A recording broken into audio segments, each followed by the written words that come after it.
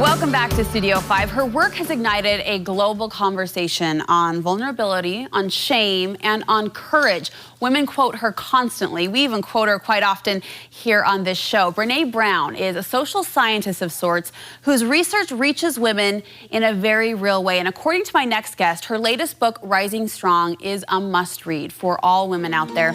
We asked Studio 5 contributor and therapist Dr. Julie Hanks to offer a few takeaways from the pages of this new book. I'm a little curious. First of all, I want to ask your take. This woman is has one of the most highly viewed TED Talks around. Yes. She has been on the New York Times bestseller list, what, 3 times?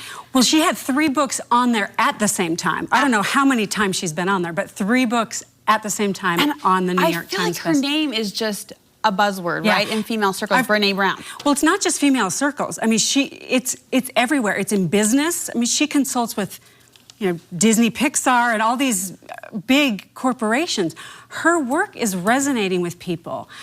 Not just women, I mean, particularly women, because she's a woman and tells her perspective, but she's put language to some basic parts of our human experience that we didn't have language for, and kind of gives us permission to talk about it and explore it. Like what? What like terms? Shame. Like I'm ashamed. Like, what is that? She has outlined, it is the intense fear of being unworthy of love and belonging. We can all go, yeah, we've all felt that. Or courage. Courage is, you know, the willingness to be vulnerable and to, and this book is about rising strong. After you fall flat on your face, what does it take to kind of get back up and finish the rest of your story? And has she been doing this work all along and we're just now noticing, or did she recognize this need in our current society? What I love about her is that it's her personal journey too. She hated the findings that she found in her research, because she's like, I don't want to be vulnerable. I don't want to be authentic. I want to be protected. She's from Texas, and I've heard her speak and gone to some trainings, and she's amazing, but she's also a fellow journeywoman. So she's one of the few researchers who's willing to be vulnerable and practice what she preaches by sharing the impact of her research on her. And she's been doing this for well over a decade, but it is resonating with people all over the globe. So this new book, Rising Strong, applies to who? Anyone who has fallen flat on the face, so to speak? Human beings. Yeah. That's the great thing about her work. It applies to kids, adults. It doesn't matter your age, gender. It applies to everyone. Well, they're core parts of our experience. Take us through then these takeaways that you pulled from her latest book and what we can learn from it. Okay, so there's 3 main points that she talks about in the process of rising strong. How to get up. One is the reckoning, and she says it's walking into your story. So human beings tell stories. That's how we make sense of our lives. And we don't even realize we do that. So part of the reckoning is recognizing your emotions. And this, we've talked about this a lot, right? Yes, yes. Using that as a clue, like, and getting curious. What is this? What do I need to learn from this? Why am I feeling this way? Why am I treating people this way? Questioning your own emotions. Yeah, and connecting it to your thoughts and your behavior. And so, you know, I'm thinking about an example of this in my own life where I went through this process. I was really, really irritated with my 8-year-old. Her room, ever since she was born, has just been like a mess, like a bomb went off. And no matter what I've done, it hasn't worked, and she's fairly strong-willed. I don't know where she got that from. I couldn't imagine. But, and I just was so irritated about it. One night we had a talk, and I just said, okay, tomorrow we're you know, going through your stuff. We're gonna get rid of things.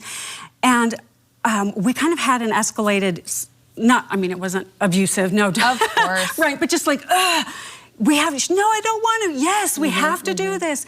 And I thought, so I got curious, why is this so big for me? Right. Like, it's a room. You know, but it was eating at you. Yeah. And the way I handled it was eating at me. So I realized, okay, I'm feeling really upset about something, and I'm behaving in a less loving way with my daughter, less patient way. Okay, what is this about, right? So the next section is owning your story. It's called the rumble. So that is where you get honest about the stories that you're making. So I felt really bad about this incident that I had this argument with my daughter. She went to bed crying and I went to bed crying, And I thought, okay, what story am I making up about this? And I realized, oh, this is not about a messy room.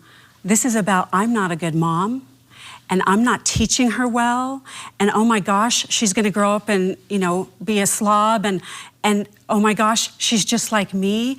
All of these fears and this shame, that's what it was about. But originally, none of it's those. Like my lazy 8-year-old Yeah, who cannot keep her room clean, you know, and wants to save every little thing. So it's a hard question to ask of yourself. I think that's a perfect story that illustrates that. It does require you to be really stripped down and vulnerable. Because I could easily blame her for my pain. She's the one with the messy room. But I'm making up the story that's creating pain for me and being divisive in our relationship. So that's not that she doesn't have to clean her room, right? Right. But that was an opportunity for me to learn, okay, what is this really about, Julie? That's where the emotions were coming from.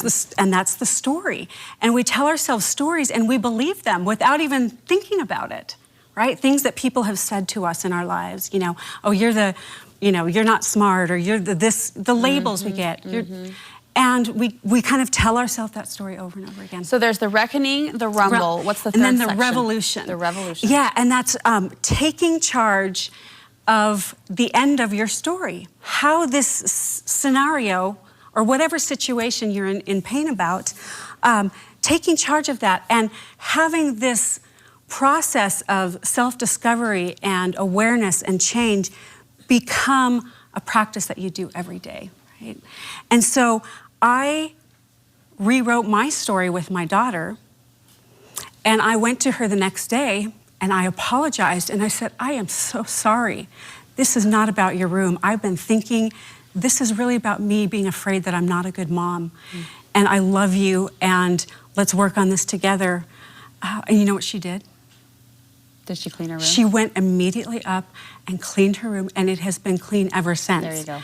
And it was like, okay, I can rewrite how this ends. This could have gone on for the next, 10 years, right? So she's 18 and like, out of Until here. she's in that dorm room doing the same But darn it's thing. about doing your own work and rewriting the end of whatever pain you're in. I love that process. Just in a simple example, you can feel the power behind it. Get the book. Get the book You for call your it a friends. must-read? Oh, it's a must-read, must-read. It is so helpful and so universal. Awesome, Julie. Thank you so much. Well, if women want to take on this challenge to be more real, to stop the self-storytelling, and maybe need some help working through that, you're offering free coaching. Not free coaching, excuse me, discounted coaching. 50% off. Yep, right now.